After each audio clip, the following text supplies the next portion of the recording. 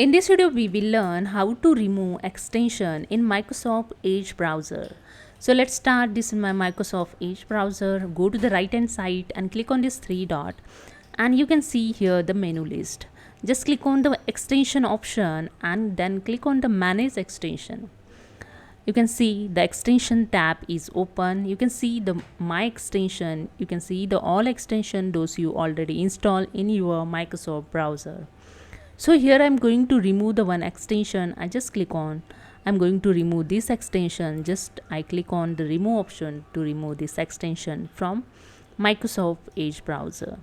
Just click on the remove and then click on here the remove, and your extension is removed. So that's it. So this is a way you can remove the extension in your Microsoft Edge browser.